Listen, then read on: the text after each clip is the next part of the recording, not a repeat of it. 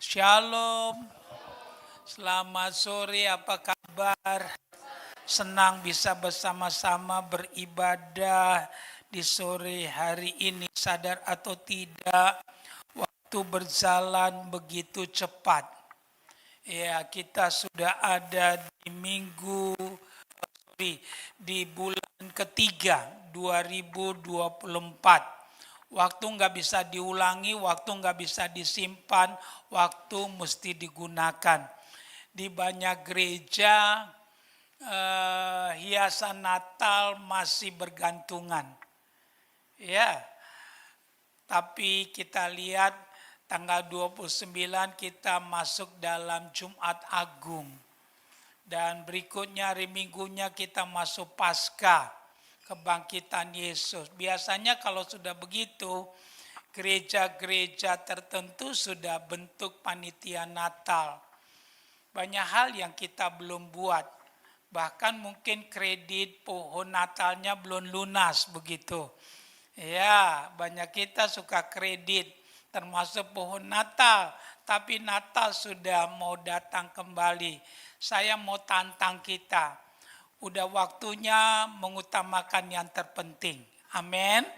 Amin. Ya, kalau ada yang terpenting, hubungan dengan Tuhan adalah yang terpenting. Olahraga penting, pedikur penting, medikur penting. Ya, jalan-jalan traveling penting. Tapi jangan sampai kita tidak beribadah pada Tuhan. Amin. Jangan sampai baca firman. Ya, jangan sampai kita nggak baca firman. Karena waktu berjalan begitu cepat. Ya, kadang-kadang saya berpikir cepat sekali waktunya. Belum ada yang dibuat. Betul? Haleluya. Ya, kita buka firman Tuhan. Hari ini gereja memberikan kami ayat dari Injil Lukas. Ayat 11 sampai ayat yang ke-32. Panjang sekali. Tapi kita baca dulu sampai ayat 20. Kita penggal dulu. Nanti kita lanjut lagi. Ya, ayat 21 sampai 32. Tema hari ini yang diberikan gereja untuk kami sampaikan adalah keluarga yang sehat. Ya, saya tidak tahu latar belakang kenapa diangkat tema ini. Memang kalau kita mau jujur, hari-hari ini banyak keluarga yang stres begitu. Khususnya yang tidak kepilih jadi anggota DPR gitu. Itu banyak yang stres. Saya nggak suka nonton TV, saya nggak suka. Tapi saya lihat di media sosial ada sesuatu yang membuat saya senyum-senyum.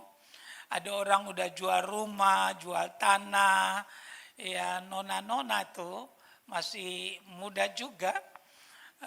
Dia jual semuanya. Mungkin dia bagi-bagi supaya orang nusuk dia. Ternyata nggak kepilih. Dan yang paling fatal sekarang dia ketukin rumah-rumah orang. Kembaliin uang gue. Dia bilang gitu. Tapi kalau saya lihat saudara orang yang beruntung. Iya, nggak ikut nyalon, betul? Iya, ada yang ikut nyalon nggak? Iya, kalau ikut nyalon nggak kepilih juga gitu. Nggak usah ikut lah, kecuali ada panggilan Tuhan. Amin. Perlu juga ada utusan utusan gereja di pemerintahan. Tapi jangan coba-coba kalau Tuhan tidak suruh. Amin. Ya, saya takut saudara ngomong sendiri, ketawa sendiri, yang belum menikah nggak jadi menikah gitu. Kenapa? Habis duitnya. Jadi tema ini sangat penting, keluarga yang sehat. Haleluya. Kalau saya lihat kita sih sehat sih semuanya. Ya, pipinya kayak kayak bakso semuanya di sini saudara. Kita baca ayat 1 sampai ayat 20 dulu ya. Ya, nanti kita akan lanjutkan. Kalau terlalu panjang nanti kita hilang konsentrasinya. Dikasih tunjuk dulu. Lukas pasal 15. Ya, mulai ayat 1 sampai 20 dulu. 3, iya. Bukan ayat 1 bro. Ayat yang ke-11.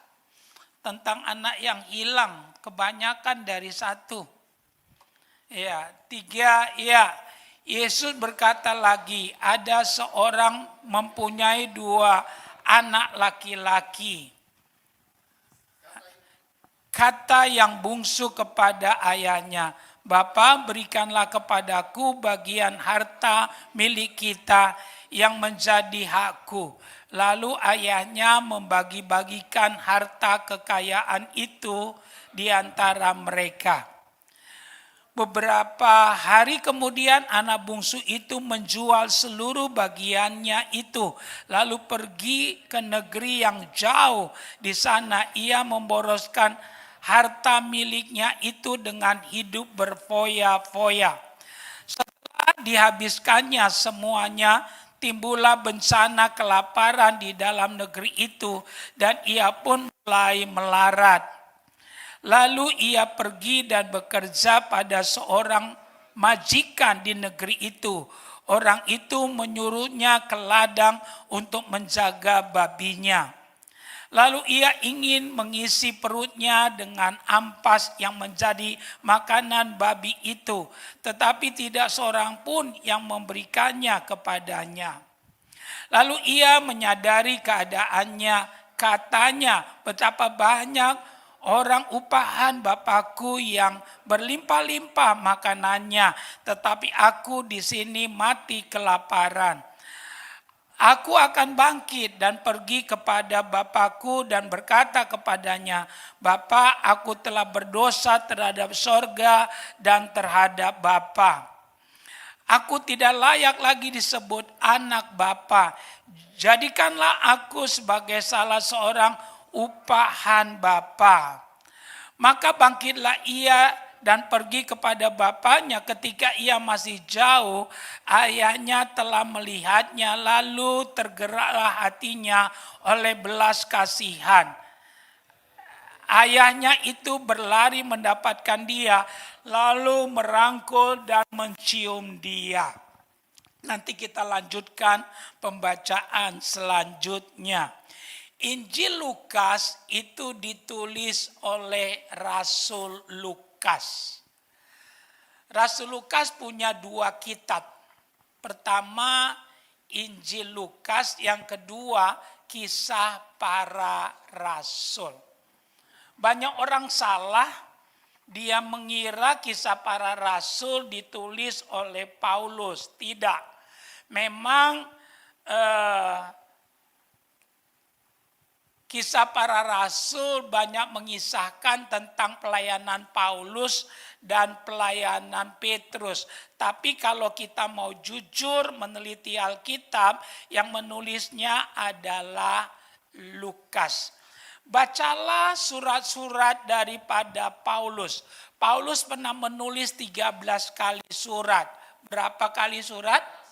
Salah satu nama yang banyak ditulis di surat-surat daripada Paulus, nama yang banyak disebut adalah Lukas. Kenapa banyak nama Lukas di surat-surat Paulus? Alasannya karena Lukas salah satu tim apostolik. Ucapkan sama-sama, tim apostolik. Iya, tim apostolik artinya tim untuk melakukan perintisan jemaat, apostel. Ya, jadi namanya banyak disebut karena dia salah satu tim apostolik daripada Rasul Paulus untuk mendirikan jemaat.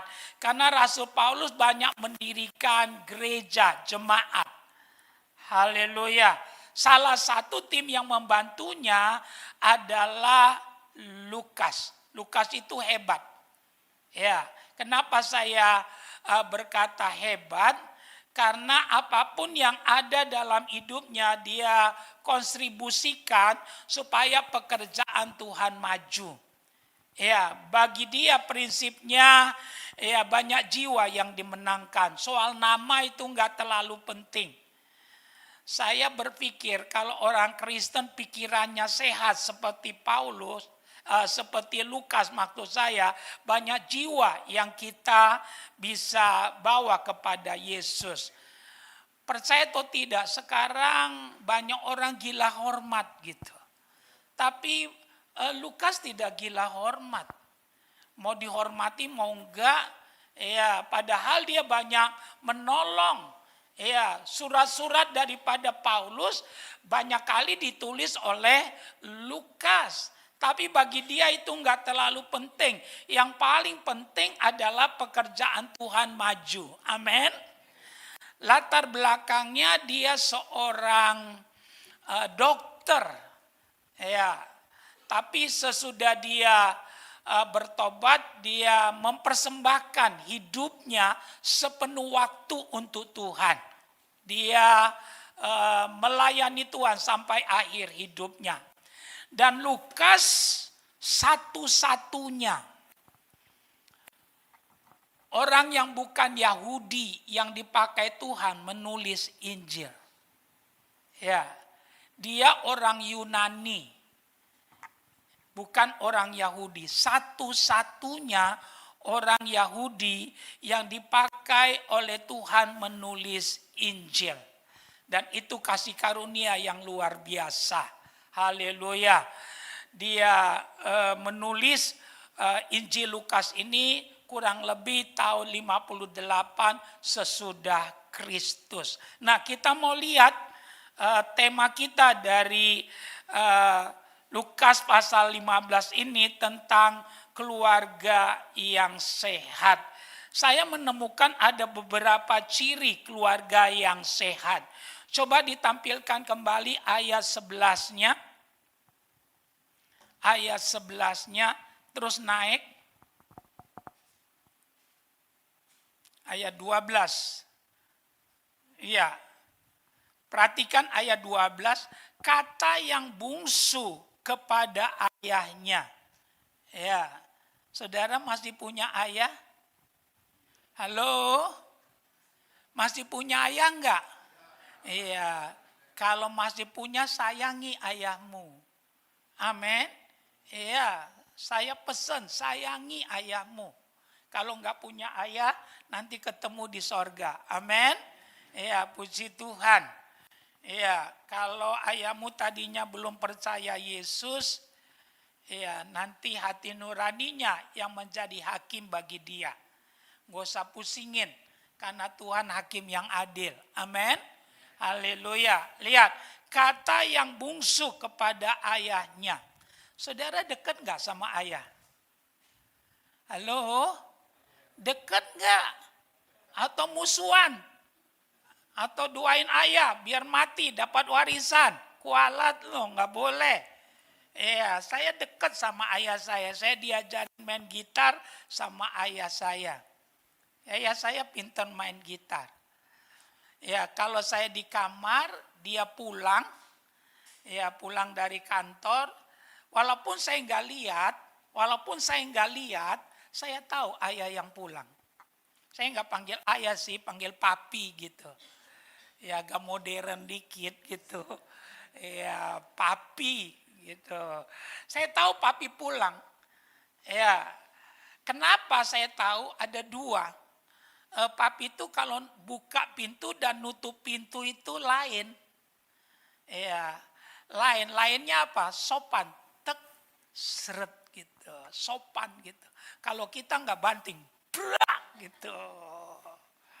Ya, yang kedua kalau jalan, saya tahu papi kalau jalan suka nyeret apa tuh sepatunya. Makanya sepatu papi yang di belakang tuh suka apa tuh? Suka tipis yang di belakangnya karena tek seret gitu. Jadi saya tahu papi datang. Dekat. paling enak dekat sama papi. Ya, banyak rahasia dia sampein, termasuk tabungannya, betul? Iya, dia bilang nanti kalau papi nggak ada, ingat ya, di sini, di sini, di sini. Untuk siapa, Pi? Bukan untuk kamu, cuma ngasih tahu doang, dia katakan. Nah, kata yang bungsu kepada ayahnya. Biasanya orang bungsu dekat nggak sama ayah? Ya, dia katakan, Bapak berikanlah kepadaku bagian harta milik kita. Rupanya dia orang kaya. Papamu kaya enggak? Kok saya lihat saudara, ya lumayan lah, amin. Ya, karena kalau saya lihat saudara rambutnya tebal, makannya banyak. Kata yang bungsu kepada ayahnya, Bapak berikanlah kepadaku bagian harta milik kita yang menjadi hakku. Lalu ayahnya membagi-bagikan harta kekayaan itu di antara mereka. Menurut saya baik sekali. Menurut saudara baik enggak? Baik enggak? Luar biasa. Ya, tapi saya harus katakan Bapak baik tidak boleh menyalahgunakan kebaikannya. Setuju? Setuju? Apalagi nipu ayahnya, enggak boleh. Ya, enggak boleh nipu ayah. Yang saya mau katakan, kalau kita ingin punya keluarga yang sehat, yang saya mau katakan yang pertama yang perlu ada dalam kehidupan kita, saya pastikan saudara dan saya harus ingat baik-baik tentang kebenaran ini. Kita tidak boleh mementingkan diri sendiri. Ya, kita tidak boleh mementingkan diri sendiri. Ya, saya pastikan, ya, banyak kali dunia ini hancur, banyak kali gereja hancur karena kita terlalu egois dalam kehidupan ini. Orang sekarang tahu haknya, tidak tahu kewajibannya. Dia tahu haknya nih, ya, dia tahu haknya. Dia katakan, kata yang bungsu kepada ayahnya, Bapak berikanlah kepadaku bagian harta milik kita. Dia tahu anak ya punya hak, betul? Betul? Bayangin ayahnya belum apa tuh? Belum mati. Udah minta warisan duluan. Kalau saudara punya anak yang beginiin, saudara apain saudara? Penonton. Berarti saudara usir saudara. Berarti saudara bilang, emangnya lu nyari apa? Ya, tapi ini Bapak bagus. Ya, Bapak bagus. Yang saya mau katakan bukan cerita Bapak. Yang saya mau katakan cerita anak di sini. Ya, egois. Haleluya. Rasanya cukup dasarnya. Ayah masih hidup. Betul? Ayah masih hidup udah minta haknya. Kalau orang Indonesia tuh suku-suku tertentu tuh dianggap kurang ajar. Gitu. Iya dong. Ayah masih hidup. Kasih saya bagian saya. Emangnya nanam saham apa saudara?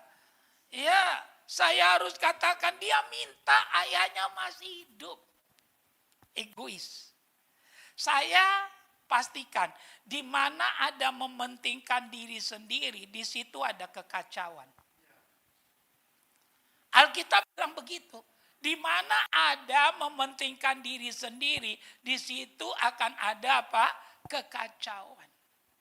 Ya, saya pastikan kalau kita ingin memiliki keluarga yang sehat, jangan kasih tempat buat egois hinggap dalam kehidupan kita.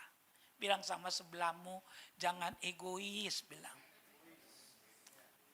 Ya, nggak boleh egois. Saya mau katakan, pasti rusak aja. Di mana ada mementingkan diri sendiri, kata Alkitab, di situ ada kekacauan. Tutup pintu untuk yang namanya egois. 2 Timotius pasal 3, di situ judulnya manusia akhir zaman. Salah satu tipe yang ditulis di situ manusia akhir zaman. Manusia akhir zaman mementingkan diri sendiri. Kristen yang benar harus meneladani Yesus. Amin. Amin. Ya. Kristen yang benar harus apa? Meneladani Yesus. Ya. Dia rela kehilangan hak supaya kita mendapatkan hak. Ya. Dia rela ditolak supaya ya saudara dan saya bisa diterima. Dia rela kehilangan hak. Saya pastikan. Haleluya. Dia berdoa, ya Bapa, bukan kehendakku tapi kehendakmu jadilah. Haleluya. Bukan kehendakku tapi kehendakmu jadilah. Ini jadi teladan buat kita. Ini jadi contoh bagi kita. Milikilah keluarga yang sehat. Engkau berhak memiliki keluarga yang sehat. Saya mau katakan, rahasianya yang pertama, jangan pernah kasih tempat dengan yang namanya apa? Egois. Di mana ada mementingkan diri sendiri, Alkitab bilang di situ ada kekacauan. Ayahnya masih hidup, minta harta bagiannya. Ya, minta harta bagiannya. Saya berdoa biar anak-anakmu jadi anak-anak yang baik. Amin. Iya, haleluya. Saudara punya anak 2, 3, 4? Iya, haleluya. Rasanya 5 juga enggak apa-apa, saudara. Iya, karena nanti udah besar jadi sepi juga rumah. Iya, sepi juga rumah, saya mau katakan. Iya. Bayangin kalau cuma 1 gitu saudara. Akhirnya suami istri terus-terusan lihat-lihatan. Betul. Bangun pagi dia lagi. Pulang kantor dia lagi. Kita gak bisa bilang, "Ma, ngumpet kan lu mah kemana?" gitu. Kan gak bisa saudara. Haleluya. Makanya kalau masih bisa 5 aja. Haleluya. Sebenarnya saya kasih tahu nih rahasianya. Kalau pemerintah bilang keluarga berencana, sebenarnya bukan jumlahnya. Ya, menitik beratkannya bukan soal jumlah 1 atau 2 atau 3, bukan. Tapi berencana dalam segala sesuatu. Karena 1 juga banyak orang gak berencana. Ya, uang susunya minta sama mama, minta sama papa, itu nggak berencana. Ya, itu kutu busuk, saudara, itu parasit itu. Ya, berencana maksudnya waktu mau punya anak sudah dipersiapkan. Ya, harus kerja lebih sungguh-sungguh, iya atau iya? Iya, saya mau katakan harus siapkan rohani karena dia nanti harus jadi imam buat istrinya, buat anaknya. Mesti begitu. Sebenarnya keluarga yang sehat, keluarga berencana itu cenderung bukan jumlahnya, tapi merencanakan untuk apa yang harus dibuat. Haleluya.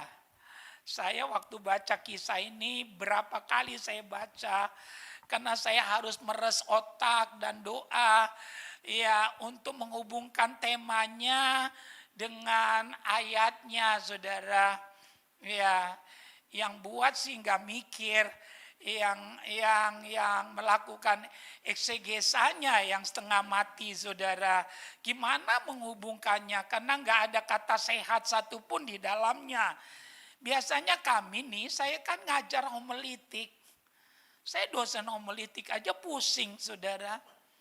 Pusing maksudnya nggak ada kata sehat satupun. Nggak ada, biasanya kata sehat. Kalau ada kata sehat di dalamnya, itu diambil, diangkat, dijadikan jadi salah satu dasar untuk jadi tema. Saya bolak-balik baca, nggak ada kata sehat di dalamnya. Padahal Ya khotbah tuh nggak boleh ngarang. Khotbah tuh nggak boleh ngarang. Masa khotbah karangan, saudara? Ya nggak boleh.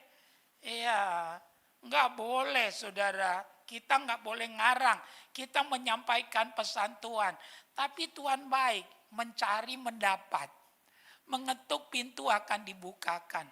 Waktu sekian kali saya baca, saya temukan itu, saudara. Ya, coba ditampilkan lagi. Khotbah tuh nggak boleh ngarang. Kata yang bungsu kepada ayahnya, Bapa berikanlah kepadaku bagian harta milik kita yang menjadi hakku.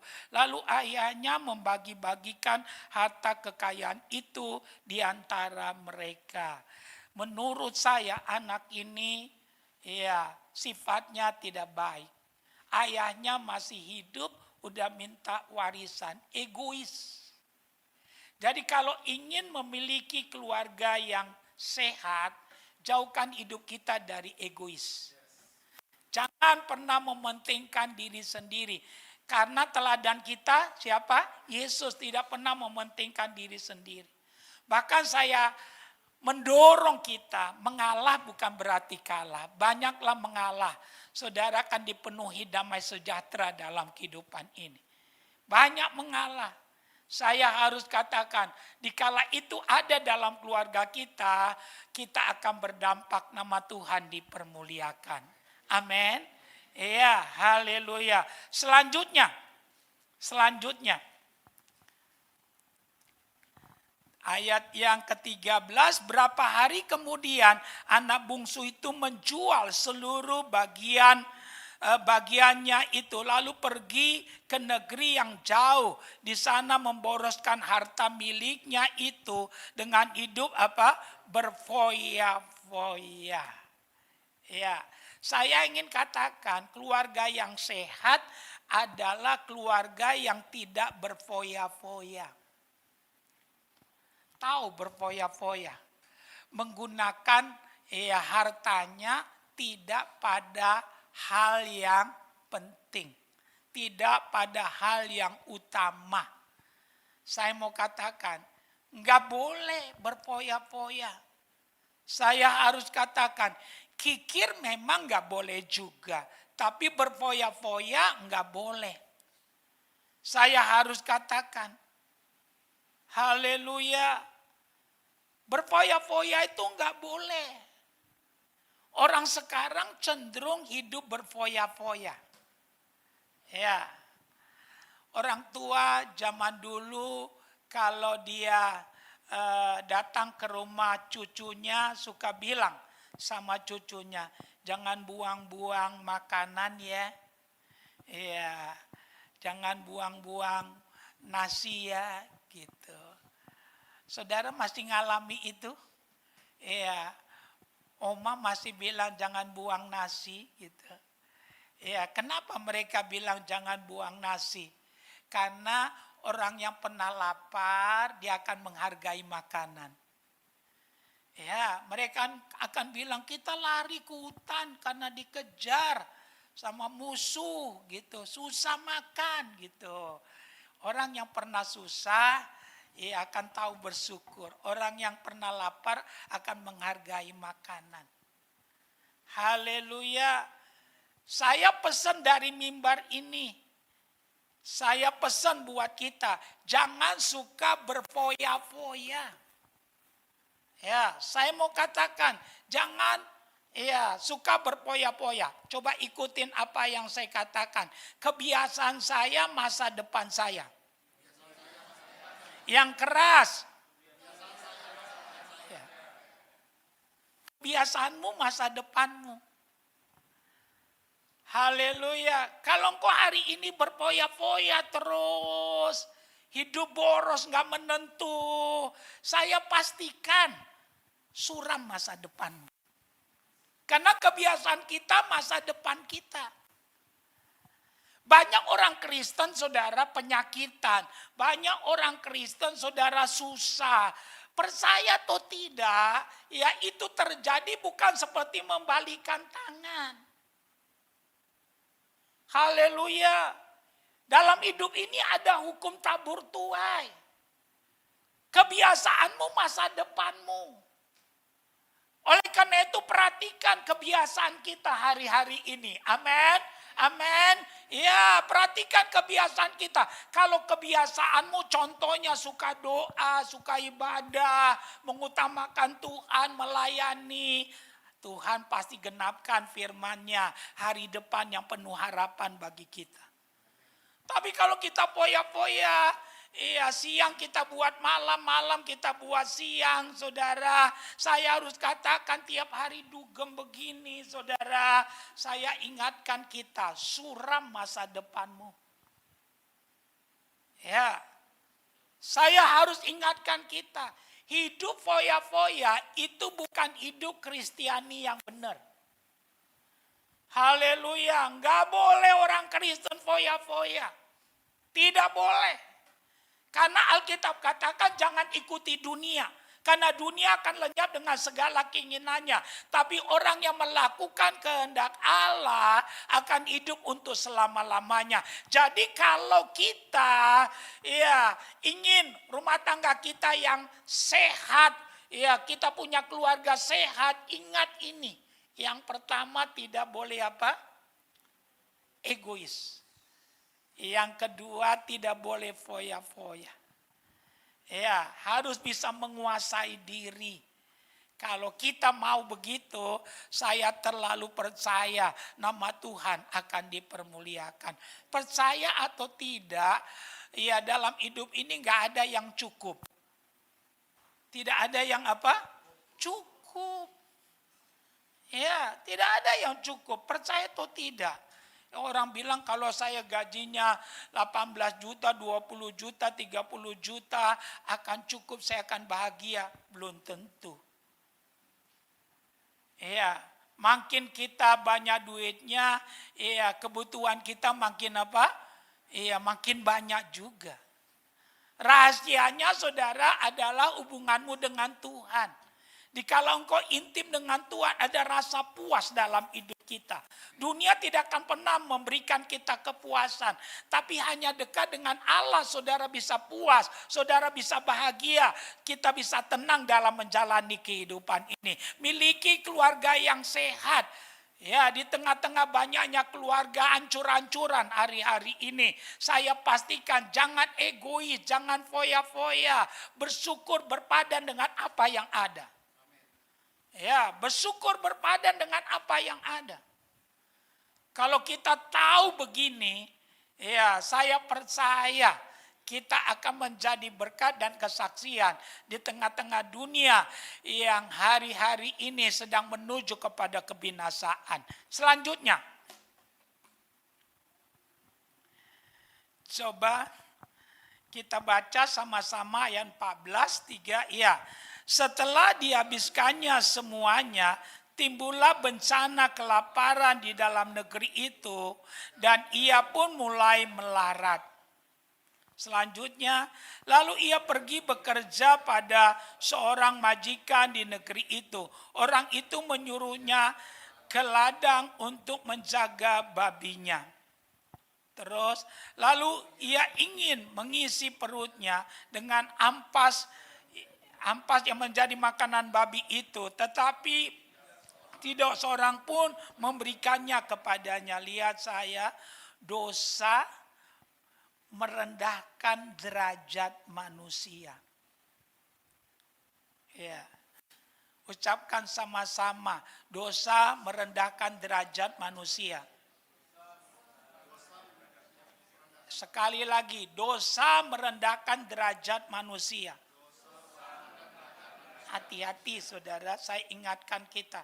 Dosa itu merendahkan derajat manusia. Bayangin, manusia mau makan apa? Ampas babi. Dan itu juga nggak ada yang ngasih. Ya, itu juga nggak ada yang ngasih. Ya, nanti pulang pergi ke Kapuk, masih ada pelihara babi di sana. Orang Kapuk tahu deh tuh. Ya, masih ada pelihara babi. Coba saudara lihat ampas babi itu. Ya, Dan itu juga tidak ada yang ngasih. Jadi saya pastikan dosa merendahkan derajat manusia. Ya, haleluya. Saya mau katakan tinggal tunggu waktu, dosa merendahkan derajat manusia. Bayangin ampas babi. Dan itu juga nggak ada yang ngasih. Miskin, kin gitu saudara. Ya, udah miskin, kin gitu saudara. Haleluya. Contoh lain, dosa merendahkan derajat manusia. Bacalah kisah tentang Simpson, pahlawan besar, akhirnya matanya buta berubah jadi penggiling gandum. Ya, orang yang sangat mulia jadi pekerja kasar, penggiling gandum, saudara. Ya, pahlawan besar. Saya harus katakan dari situ kita pastikan dosa merendahkan derajat manusia. Ya, karena itu keluarga yang sehat adalah keluarga yang hidup kudus di hadapan Tuhan. Amin, amin. Yang selalu taat untuk apa yang Tuhan katakan. Hidup kudus, taat. Haleluya. Kalau itu kita lakukan, kita jaya di bumi dan jaya di sorga. Saya pastikan, ya, ada orang belum di neraka udah merasakan neraka dalam dunia. Ya, tapi ada orang belum di sorga udah merasakan sorga di dalam dunia ini. Kami pastikan Tuhan mau supaya saudara merasakan sorga. Karena itu hiduplah dalam kekudusan dan ketaatan pada Tuhan. Selanjutnya. Iya, tadi ayat berapa tuh? Iya, tadi ayat 16. Sekarang ayat 17.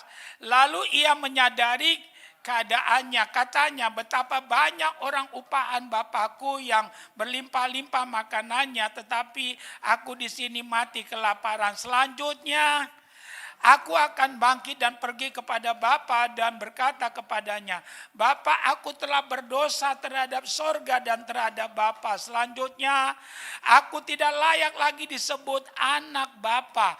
Jadikanlah aku sebagai salah seorang upahan Bapa. Selanjutnya, maka bangkitlah ia dan pergi kepada Bapa. Ketika ia masih jauh, ayahnya telah melihatnya. Lalu tergeraklah hatinya oleh belas kasihan, ayahnya itu berlari mendapatkan dia.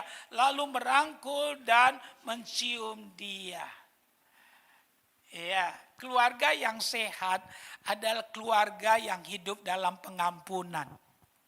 Amin. Amin. Ucapkan sama-sama, hidup dalam pengampunan kita sehat. Hidup dalam kebencian kita sakit. Ya. Hidup dalam pengampunan kita apa? Sehat. Makanya cepat-cepat ngampuni. Mungkin kita bilang, ya Pak, saya sih mau, tapi mertua saya Pak kayak herder. Ampuni aja, toh nggak lama lagi gitu saudara. Ampuni aja, haleluya. Saya pastikan, kalau engkau terus ya dendam, kepahitan, dianya panjang umur, engkaunya mati duluan. Biasanya saudara, iya orang yang hidup dalam pengampunan dia sehat. Tapi orang yang dendam, saudara tahu, yang suka sakit hati, penyakitan. Dia pikirin macam-macam. Iya, mertuanya tidur, dianya nggak bisa tidur. Akhirnya bludreknya naik. Ya, saya mau katakan, hati-hati. Ya, biasanya penyakit satu bisa buat penyakit dua. Hidup dalam pengampunan. Haleluya. Kalau begitu saya percaya, ya saudara dan saya akan diberkati oleh Tuhan dalam kehidupan ini. Amin. Ayo jujur sebelum kita doa nanti. Kalau masih ada dendam, sakit hati, hari ini selesaikan. Lihat contohnya, hidup dalam pengampunan menjadi keluarga kita sehat. Selanjutnya, kita selesaikan sampai ayat terakhir.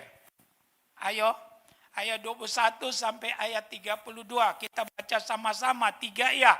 Kata anak itu kepadanya, Bapa, aku telah berdosa terhadap sorga dan terhadap Bapa. Aku tidak layak lagi disebut anak Bapa.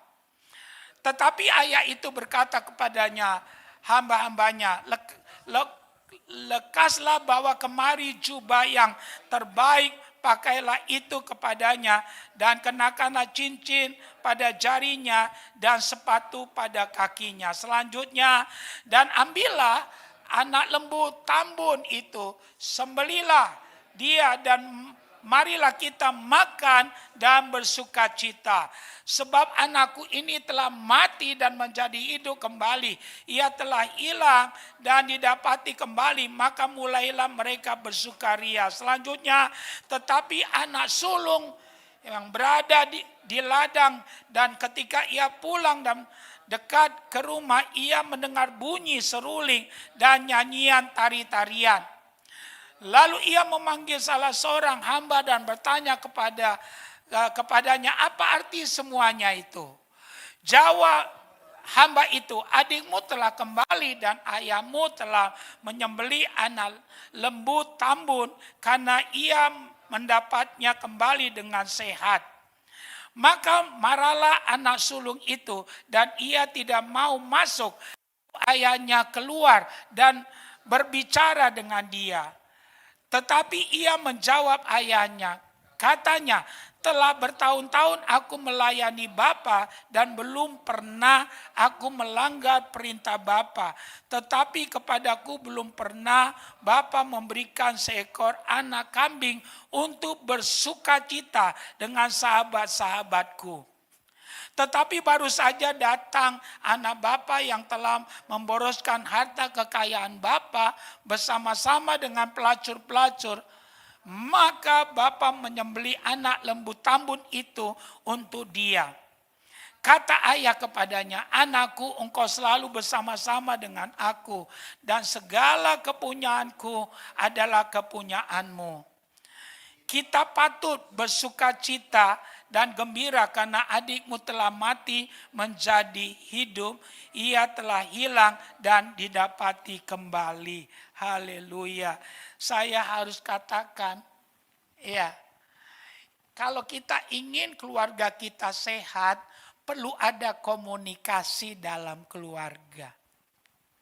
Ya, percaya atau tidak, masalah yang terjadi kalau kita baca tadi dalam kisah ini, karena buruknya komunikasi. Ya, saya terlalu percaya berapapun besarnya masalah, kalau ada komunikasi semua bisa dipecahkan. Ya, tapi karena tidak adanya komunikasi, masalah satu jadi masalah dua, masalah dua jadi masalah tiga. Pernah dengar kalimat yang berkata miskomunikasi? Pernah? Ya, di rumah juga sering terjadi itu miskomunikasi. Kenapa bisa? Karena buruknya komunikasi. Karena kita tidak mau ambil waktu untuk ngobrol dalam keluarga. Suami sibuk dengan kerjanya, istri sibuk ya dengan arisannya, anak-anak sibuk ya dengan kemauannya sendiri. Akhirnya saudara tahu apa yang terjadi? Berjalan menurut keinginannya masing-masing. Akhirnya persoalan semakin banyak. Tapi hari ini akhiri semuanya. Buatlah waktu untuk keluarga. Namanya adalah komunikasi. Kalau ini ada, saya percaya nama Tuhan dipermuliakan. Saya simpulkan firman Tuhan buat kita sore hari ini. Keluarga yang sehat, ada 4 cirinya. Pertama, tidak egois. Yang kedua, tadi apa?